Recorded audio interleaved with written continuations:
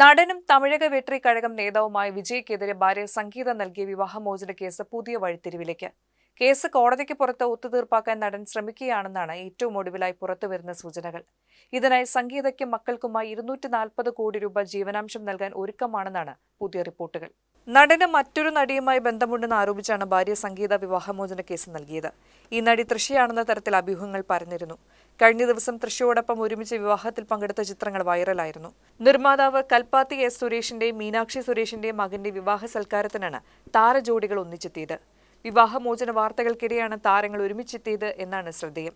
ഒരുമിച്ച് ഒരു കാറിൽ വന്നിറങ്ങി ഇരുവരെയും സ്വീകരിച്ച് വിവാഹവേദിയിലേക്ക് ആനയിക്കുന്നത് വീഡിയോയിൽ കാണാം. മാച്ചിംഗ് വസ്ത്രങ്ങളാണ് വിജയും തൃഷയും ധരിച്ചിരിക്കുന്നതെന്ന് ആരാധകർ കണ്ടെത്തി.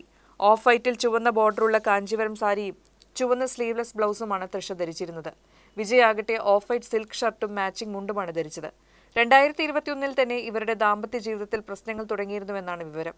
പരസ്പര സമ്മതത്തോടെയുള്ള വിവാഹമോചനത്തിന് സംഗീത ആഗ്രഹിച്ചെങ്കിലും വിജയ് ആദ്യം അതിന് തയ്യാറായില്ല. തന്റെ രാഷ്ട്രീയ ഭാവി തകരുമെന്ന് ഭയന്നാണ് വിജയ് വിവാഹബന്ധം വേർപെടുത്താൻ വിസമ്മതിച്ചതെന്നാണ് വിവരം. പിന്നാലെയാണ് സംഗീത കോടതിയെ സമീപിച്ചത്.